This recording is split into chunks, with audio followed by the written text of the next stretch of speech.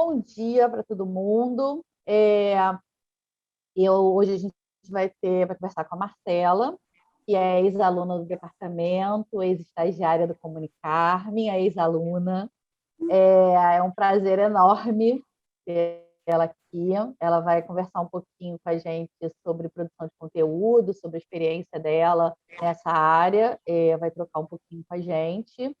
E aí, se vocês tiverem perguntas, a gente conversa no final, podem colocar no chat também as perguntas, e aí no final a gente conversa, ok? Marcela, muito obrigada por ter aceito o convite, e agora está contigo. Obrigada a você, Bárbara. Um super prazer estar aqui de novo, né? A minha casinha. Bom, vou começar compartilhando a tela aqui.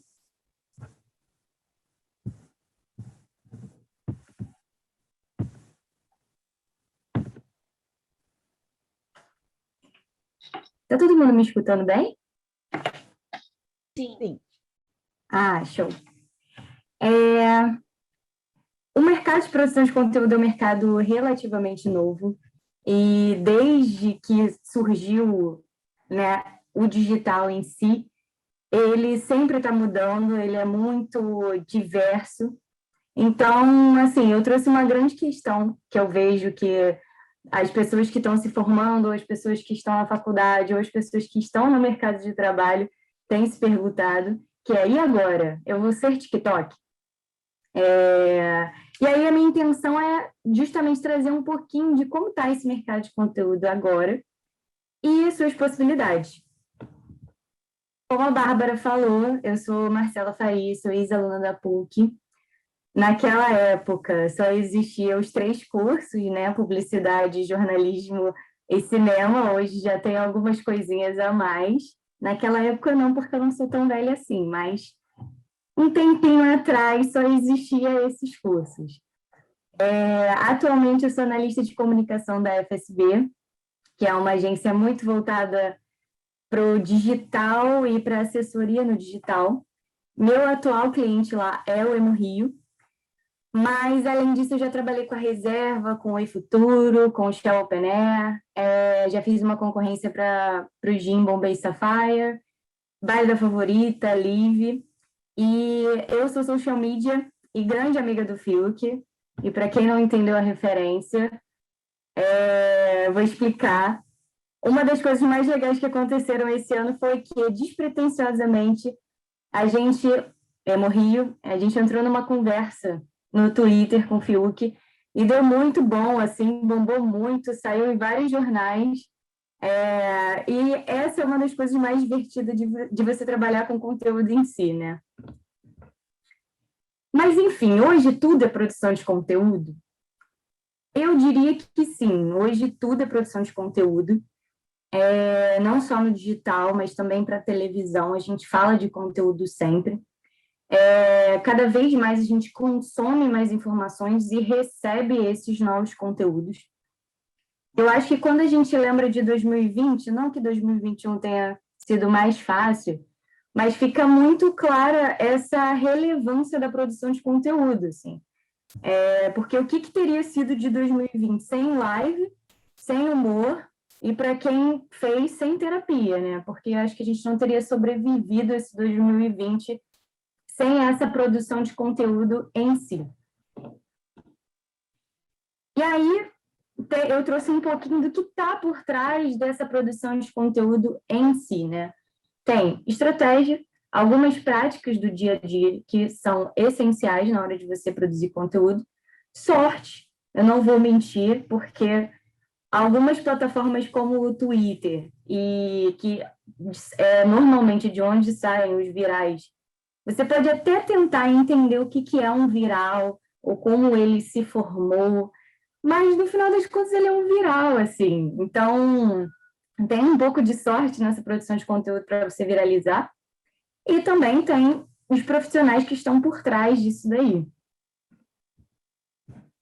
E aí, como o digital é um mundo muito novo, eu sinto que as carreiras ainda estão se estruturando, né? Então, eu trouxe possíveis carreiras que sua avó não entenderia, porque acho que nem a gente está entendendo bem quais são essas carreiras, mas tem algumas já mais estruturadas e eu resolvi trazer elas para cá. Então, começando com redação, ou publicitariamente chamando de copywriter, para quem trabalha com as agências de São Paulo, eles falam muito inglês. Então, é uma pessoa que cria textos e campanhas, peças e textos para produtos. Mas essa pessoa também é muito ativa dentro da produção de conteúdo. Tem a galera do audiovisual, e aí a galera do audiovisual é um mundo muito extenso, porque além da direção, tem a produção, tem a edição de vídeo, tem muita coisa. Mas dentro de produção de conteúdo, eu trouxe especificamente os roteiristas. Então, hoje em dia, tem se falado muito e encontrado muito roteiristas para vídeos no YouTube, podcast e vídeos no TikTok. Tem os influenciadores, né, ou as blogueiras, mas eles fazem parte dessa produção de conteúdo, eles estão aí nesse mundo.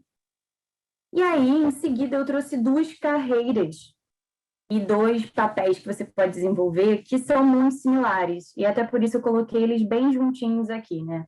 Então, tem o social media, ou community manager, que é uma pessoa que especificamente cuida do que a gente chama de comunidade, porque cada vez mais as marcas estão querendo deixar de ser vistas como uma marca e estão trazendo essa proximidade, ou, olha, aqui você tem uma comunidade onde a gente pode falar sobre os mesmos interesses, onde eu posso te apresentar conteúdos que você considera relevante. E até o próprio Facebook, ele tem se modificado muito em relação a isso. Ele tem dado muita preferência aos grupos. Então, o Facebook, que por alguns anos se tornou um lugar de, gente, o que a gente faz nessa rede social aqui? Ele tem dado muito valor às comunidades, né? Ou seja, o grande Orkutão da minha época.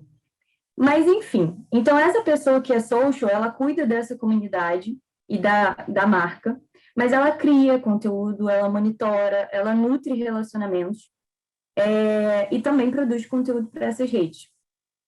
Já o produtor de conteúdo, ele produz, de fato, conteúdo para diversos materiais. Então, a gente pode falar sobre blog, e-book, e-mail marketing. E aqui eu separei, mas normalmente o produtor de conteúdo, quando a gente encontra essa vaga assim, são conteúdos muito ligados ao inbound marketing. São conteúdos muito ligados ao funil de venda. Então, cada etapa do funil de venda tem um conteúdo que você precisa entregar. Então, tem uma etapa de conversão que você precisa, talvez, entregar um e-book. E aí, esse profissional bem ligado ao inbound marketing, ele precisa de algumas competências também. Mas, de uma forma geral, essas vagas se entrelaçam muito, assim, e é muito fácil você encontrar social cuidando de produção de conteúdo também para blog. É muito fácil você encontrar produtor de conteúdo que também vai ter atuação de social. Então, hoje eu me defino justamente como social media e produtora de conteúdo, porque eu trago um pouco desses 2 na minha atuação. E, enfim, então, por onde começar exatamente a produzir o conteúdo, né? Aqui eu trouxe algumas linhas da produção de conteúdo para o digital, o que realmente é necessário fazer e por onde começar. Então, estratégia, o nome já diz, é tudo. Não tem por que você bolar um conteúdo sem ter uma linha de raciocínio, uma linha estratégica, porque só vai ser desperdício de tempo. A criação de fato do conteúdo. E eu acrescentei alguns escopos de social, que são muito importantes quando você fala de produção de conteúdo, que é o SAC, o atendimento ao cliente, e o monitoramento. Gente, até aqui, estou falando rápido demais, alguém tem alguma dúvida? Tá ótimo, eu tô adorando. Então, show. E aí, vamos começar com a estratégia, né? Uma das primeiras coisas, assim, que eu acho muito importante é você definir a sua estrutura de escopo. Então, qual vai ser a minha estrutura de conteúdo e qual vai ser o meu KPI? Né? Então, falando sobre estrutura de conteúdo, eu vou atuar como um modelo do Google, né? Que é o Hero Hub and Help, ou as editorias. Primeiro eu defino isso, né? Olha, o meu modelo, ele tem a cara do Hero Hub and Help, que é, para quem não sabe, é um modelo que você divide o seu conteúdo a cada necessidade do cliente específico. Então, no modelo de Help, você entrega os conteúdos mais de serviço, uns conteúdos mais falando sobre você, mas sem se colocar sempre presente ali. No modelo, e é um conteúdo um pouquinho mais linear, é um conteúdo always on, é um conteúdo que está sempre ativo ali. Tem o conteúdo de help, de hub, que é um conteúdo mais ligado ao entretenimento, onde você também entrega o que o seu cliente quer assistir e ouvir, ou enfim, onde você também entrega um conteúdo, mas ele já começa a ser um pouco mais flexível. E tem os conteúdos que a gente pode dizer que são as grandes campanhas, que é o Hero. Já o modelo de editorias, você separa por temas ou pautas, ou tem alguns lugares que falam até territórios. Então, você define quais são os seus temas, e aí, dos temas, você destrincha suas pautas ou os seus conteúdos. Não tem certo ou errado nessas duas estruturas de escopo de conteúdo. Eu acho que vai muito do cliente mesmo. Por exemplo, eu acho que o Hero Hub and Help serve muito para quem tem um serviço a apresentar. Por exemplo, Globoplay. Eu acho que o modelo de Hero Hub and Help serve muito para eles, porque eles têm um serviço para falar ali e para vender, mas, ao mesmo tempo, eles têm uma estrutura de entretenimento gigantesca ali, eles têm todos os programas, todas as novelas, então eles também podem abordar esses assuntos. E também tem as campanhas que eles também podem fazer. Então, eu acho que esse modelo de serviço, o modelo de Hero Hub and Help serve muito para serviço. Já o modelo de editoria serve muito para quando você, sei lá, tem um festival, o Lollapalooza, o Rock in Rio. Tudo é um grande hero, né? Mesmo que você esteja falando do seu ingresso, é um herozão. Mesmo que você esteja falando do seu line-up, é um hero. Então, é mais fácil você trazer as suas grandes pautas. Então, ingresso, line-up, acomodações, sorteios, e aí você destrincha o seu conteúdo ali. Então, esse é um grande passo na definição da estratégia. E o outro passo é você definir o seu KPI, ou seja, qual é o seu índice, o que vai ser o seu índice de, tá dando certo o que eu estou fazendo, tá dando errado o que eu estou fazendo. Então, eu até trouxe uma matéria aqui, já um pouco antiga, mas ela vale muito bem para a gente entender o que é esse KPI. O Instagram tirou as curtidas. Então, esse não é mais um índice de KPI. Então, qual vai ser o seu? Vai ser o alcance? Vai ser mais seguidores? Vai ser conversão e venda? Vai ser quantas pessoas acessaram meu site? Ou quantas pessoas eu consegui captar para fazer um e-mail marketing depois? Essa definição de KPI é que você também precisa definir desde agora, e isso depende muito do escopo do seu conteúdo, ou até mesmo aonde você vai destrinchar esse conteúdo, né? Eu trouxe os KPIs mais sagrados do Instagram. A segunda etapa, e não tem uma definição, é você identificar as suas oportunidades e seus temas, né? Quando você cria um conteúdo, é muito importante você saber o que está rolando por aí e qual gancho você pode pegar para a sua marca ou para o seu serviço. E é muito importante você definir esses temas com antecedência, né? Então, assim, a antecedência que eu digo varia da sua estratégia. Então, pode ser uma semana, pode ser 15 dias, pode ser um mês. Mas é muito importante você identificar essas oportunidades para você ter o timing exato. E esse timing é o que possibilita também ser viral ou não. Eu trouxe aqui um exemplo do Lucas, que foi um participante do BBB, e ele sofreu algumas coisas muito trágicas dentro da casa.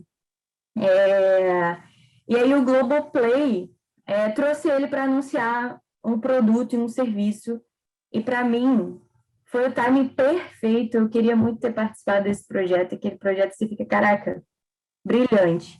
Eu vou tentar voltar aqui e dar play para vocês assistirem um pouco.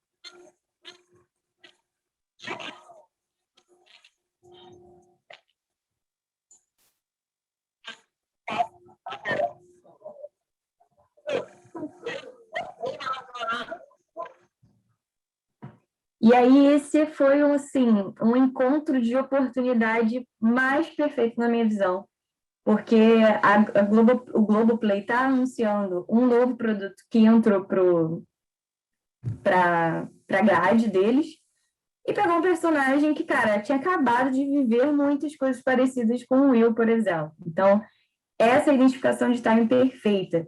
E o que eu queria deixar aqui, assim, gente, quando a gente fala de oportunidade, quando a gente fala de identificação de conteúdo, não significa tudo, tá?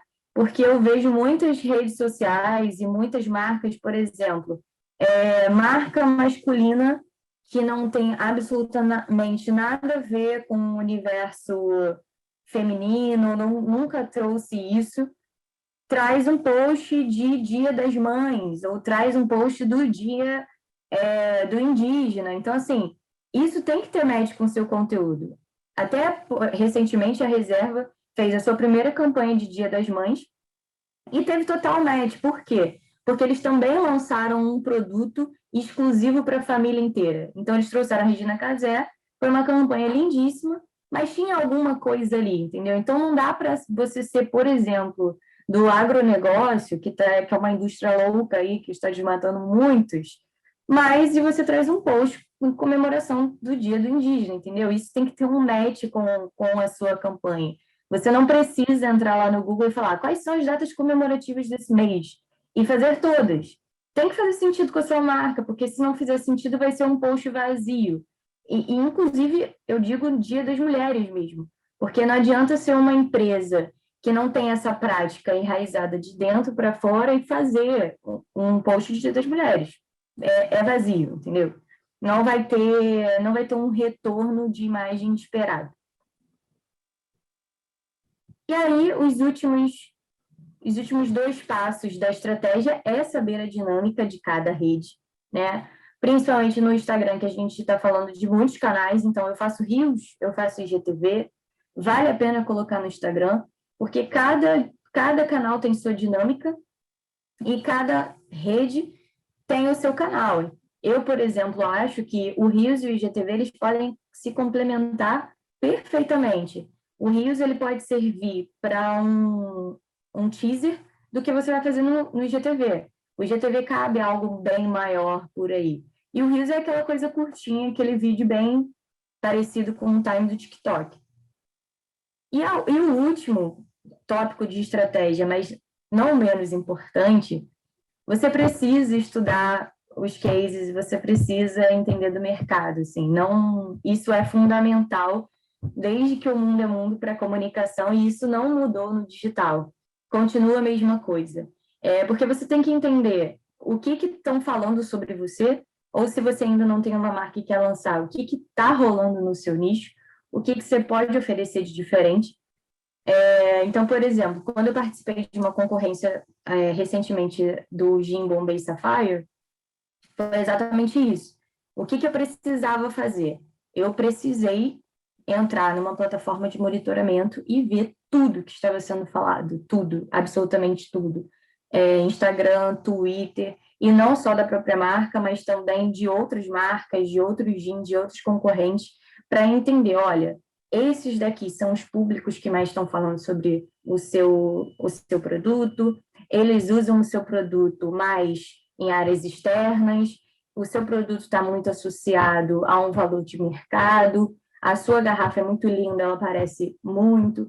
Então, o estudo de mercado e de cases, ele precisa acontecer muito para essa estratégia ser muito bem bolada. E aí, a gente entra, de fato, na criação de conteúdo. O que precisa? Quais são os fatores para você criar um conteúdo legal, conteúdo relevante? Porque hoje o conteúdo ele tem que ser relevante, gente. Não dá para se entregar qualquer coisa assim, sem trazer essa relevância para o seu cliente. Porque ele está ali vendo você, como alguém que vai entregar alguma coisa que talvez ele não sabia. E agora ele vai passar a saber. Então, o primeiro passo nessa criação de conteúdo é o tom de voz. O tom de voz de uma marca é como você vai conversar com esse público, com o seu cliente. É como você vai passar os valores, é como você vai passar a identidade da marca, como você vai passar a visão, a missão. Como que é esse tom? Esse tom é formal? Esse tom é informal? E eu trouxe esse exemplo da Netflix, que eu acho que está todo mundo bem, bem ligado no que é a Netflix. Que é muito simples. Filmes de terror que vão travar o seu... E aí ela completa, né, maxilar, com a frase: fiquei tensa demais assistindo esse. Então, a Netflix, ela é exclusivamente feminina, e ela já fez questão de deixar muito claro isso na hora de responder as pessoas. Ela é exclusivamente feminina. Ela tem um tom de humor muito presente, e ela tem um sarcasmo ali também. Então, esse é um tom de voz muito característico da Netflix.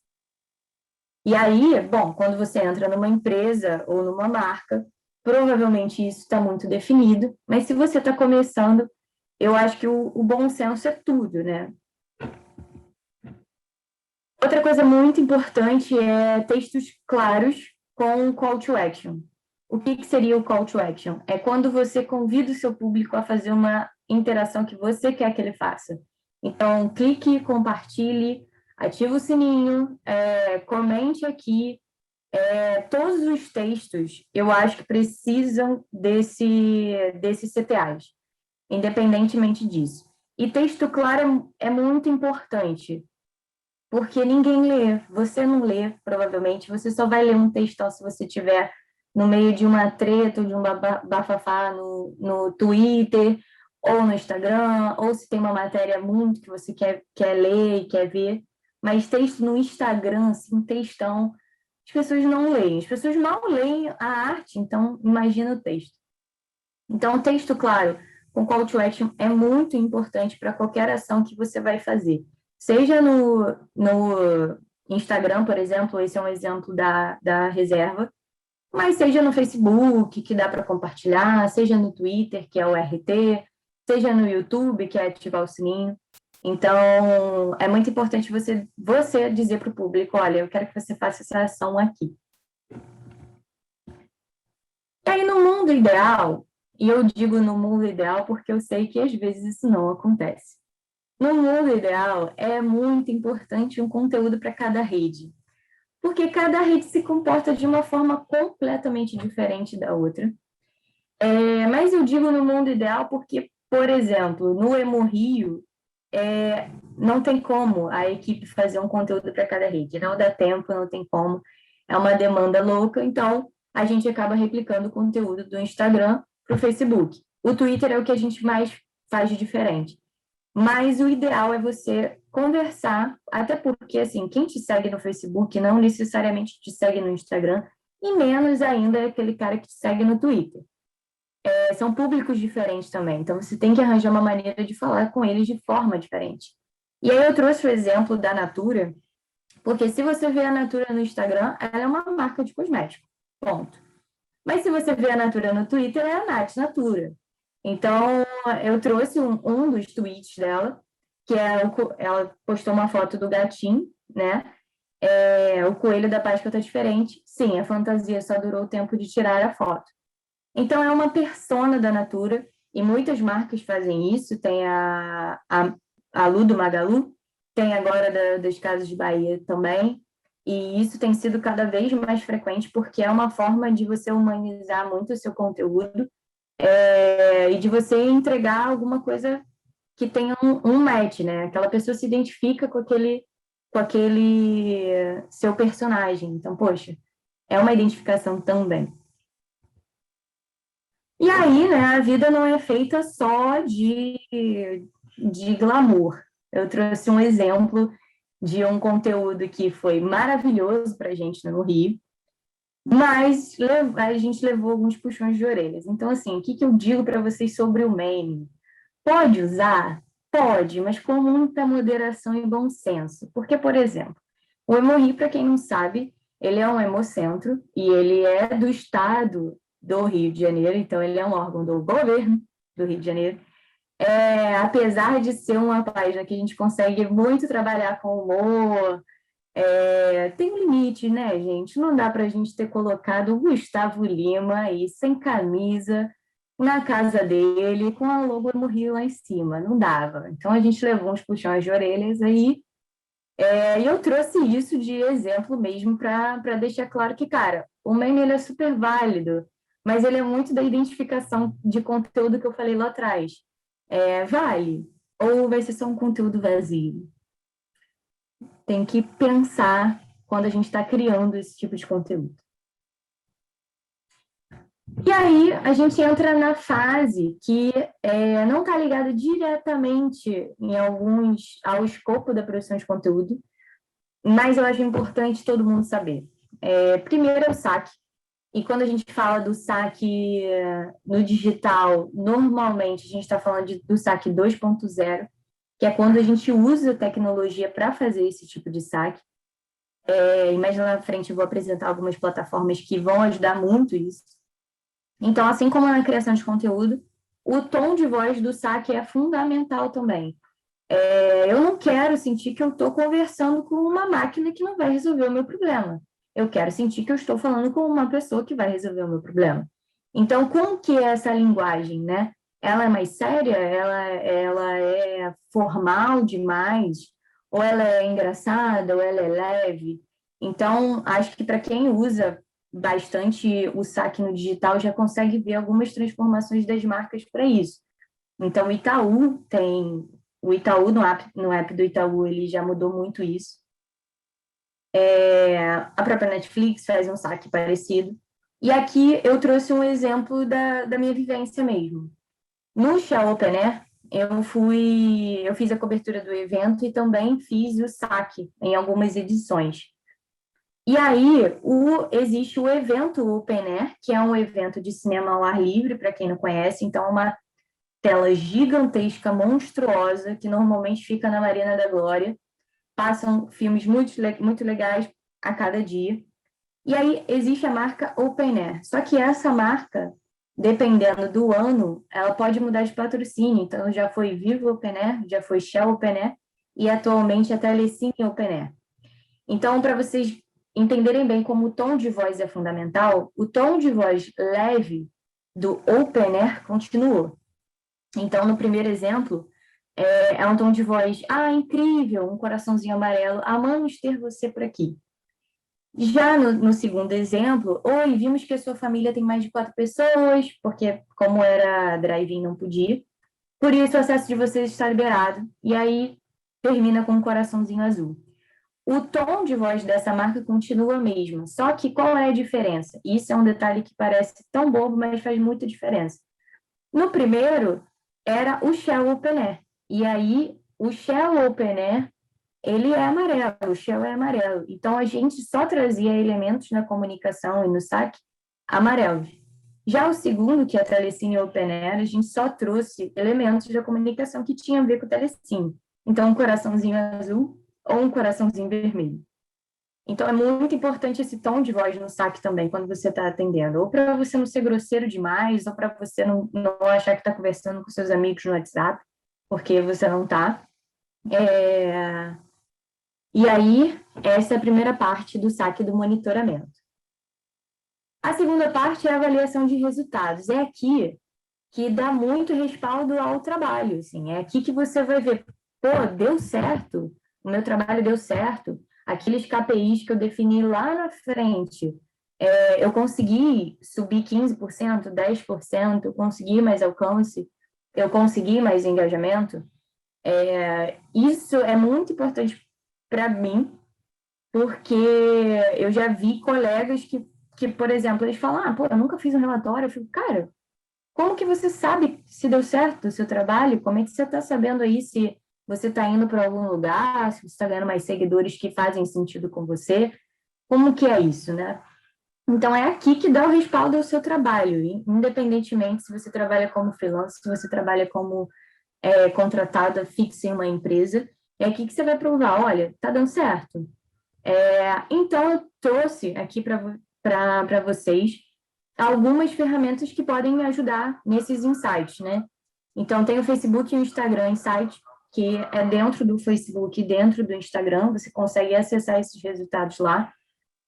Se eu não me engano, eu acho que o Facebook vai mudar e não vai ter mais esses insights, então, quem quiser aproveitar aí, gente, fica essa dica. Tem o Google Analytics, que é ótimo, não é super simples de entender, mas dá para entender. Tem o MLabs, e aqui o MLabs, tanto o MLabs quanto o Postgram, eles são duas plataformas que também possibilitam você agendar o seu post. Então, isso facilita muito a vida de quem, por exemplo, já vou deixar agendado 15 dias e vou produzindo enquanto isso. Então, no MLabs você pode agendar, no Postgram você pode agendar, mas é só para o Instagram. De qualquer forma, os dois dão relatórios bem bons. E aí eu trouxe as duas outras plataformas, que é o Xiling e o Talkwalker. O Xiling, ele tem uma possibilidade de você fazer o saque 2.0 e é sensacional. Não passa nada. Ele consegue filtrar tudo. Ele consegue filtrar Instagram e Facebook. É a única coisa que você não consegue responder inbox de Instagram, se eu não me engano. Não lembro. Não, você não consegue curtir pelo Xiling. Mas ele é uma plataforma muito gigantesca. Tanto o Xiling quanto o Talkwalker são mais caros, sim. Mas é uma plataforma de análise surreal. Então, como eu falei, nos dois você consegue, por exemplo, a minha marca é a Heineken. Eu falo, pô, eu quero entender o que os meus consumidores, aonde eles estão consumindo Heineken. Então, você consegue ver, olha, eles estão consumindo Heineken na praia, mas durante a pandemia isso se voltou muito para dentro de casa. E aí, quais produtos estão, quando eles postam uma foto com a Heineken? Pô, eles estão sempre acompanhados, ou tem queijos e vinhos. Você consegue ter um detalhamento surreal com essas plataformas. E elas são muito boas quando você quer bolar uma estratégia bem legal. E aí, por último, e também não menos importante, é o gerenciamento de crise. Porque quando o cancelamento vem, você tem que saber lidar com ele, né? Nem sempre a gente sabe muito bem, mas você precisa ter um jogo de cintura ali. E aí eu trouxe como exemplo a Lumena, que foi uma das grandes canceladas depois da Carol Conká desse BBB. E, cara, ela conseguiu um gerenciamento de crise da imagem dela sensacional e trouxe isso muito bem para as redes sociais. Inclusive, saiu uma matéria no Estadão falando: a Lumena cancelou o cancelamento. E realmente ela fez isso. Ela conseguiu muitas parcerias legais, tirando sarro do que ela fez, e afinal todo mundo é muito capaz de aprender com seus erros. Então, ela fez uma parceria com hotéis.com, que é uma rede onde você consegue agendar seu hotel e tudo mais, e que alguns hotéis possibilitam cancelamento grátis, até tantos dias. E aí ela fez essa parceria, foi sensacional. A legenda é o único cancelamento autorizado, porque foi meme que ela não autorizava nada. Então, o gerenciamento de crise é bom sempre estar em mente, assim, porque às vezes vem um comentário negativo e aí você vai lá, vou responder. E aí você vai lá responder. E aí esse comentário negativo era só pequenininho, você podia ter jogado para o inbox e lidado com a pessoa no inbox, mas você escolheu responder lá nos comentários e aí pronto. E aí isso gera uma chuva de pessoas vindo defender aquela e apontando o dedo para sua marca. Então, precisa ter um pouco desse jogo de cintura na hora de lidar com uma crise. E aí, algumas marcas já lidaram muito mal com grandes crises de imagem. Até porque não adianta só você pedir desculpa depois e falar, quem me conhece sabe. Não é assim que o mundo digital funciona. E aí, gente, eu trouxe, por último, algumas práticas que eu considero ideais, assim, quando você está falando de um dia a dia, ou quando você está falando de um profissional de produção de conteúdo, né? Primeiro é o toque virginiano. Não estou falando isso porque eu sou virginiana, mas organização é tudo, gente. Não dá, assim, não dá para você ir fazendo conteúdo. Ai, esse dia eu vou postar isso e naquele eu vou postar isso. Não dá. Porque você não pode esquecer que a sua marca, ela conta uma história. E isso faz todo sentido. Então, quando você não planeja, você não está contando história, você não está fazendo um bom storytelling ali. Então, a organização é tudo. Eu não tenho dicas de calendário, mas quem quiser pode me pedir depois, porque eu acho que isso é muito de cada um. Então, eu já trabalhei em alguns lugares onde o calendário era de uma forma, e aí o outro era de outra forma. Mas, assim, eu tenho alguns calendários já prontos que eu posso mandar para quem quiser depois, não tem problema. Marcela, não acredito que você precisa ser heavy user de redes sociais, mas você precisa ser antenada, entendeu? Não dá para... não vou mexer nunca nas redes sociais e vou super bolar um conteúdo. Não. Mas também você não precisa ficar mexendo 24 horas, até porque, pô, você tem vida, precisa fazer outras coisas que também tragam saúde, e, enfim. Então, o que eu considero importante? Pô, tô aqui um tempinho, já comecei meu trabalho, vou dar uma olhada. É o que eu faço. Toda vez que eu começo a minha rotina de trabalho, eu vou ver o que tá rolando aí. Eu abro o TikTok, eu vou ver os trend topics do Twitter, eu vou dar uma lidinha nos jornais, eu vou ver o que aconteceu no Google, e assim vai. Você precisa realmente estar antenada e o quanto mais você conseguir diversificar o seu nicho, porque, por exemplo, eu tenho 26 anos, mas eu tenho uma prima de 21 e o Instagram dela, quando ela vai passando, eu falo, caraca, eu não conheço nada do que você tá vendo aí, cara. Como assim? Quem são essas pessoas? Quem são esses influenciadores? Não sei. E assim como às vezes eu pego para ver o prêmio da Nickelodeon, eu não conheço ninguém que está lá, não conheço absolutamente ninguém, eu não sei o que eles fazem, não sei quem são aqueles influenciadores. Então é importante demais você diversificar o seu nicho também, para você não achar que, olha, só o que está aqui é o que está valendo, né? Então, pô, hoje, no meu nicho, com as minhas amizades, com a galera que está no mercado de trabalho, eu vejo que, pô, se a gente não forçar, todo mundo vai produzir um conteúdo igual a Óbvios. E aí, todo mundo está produzindo conteúdo igual a Óbvios. Então, realmente, é muito importante dar uma diversificada nesse nicho. O terceiro conselho é revisar sempre. E aí eu digo isso de coração, porque, poxa, quando você solta aquele erro, é muito triste. E não dá para você culpar o estagiário, porque é você fazendo. Então, não é o estagiário, não vai ser ninguém. É muito triste quando você solta aquele errinho lá e você vê, caraca, que bobeira, né? Que falta de revisão que eu podia ter feito melhor.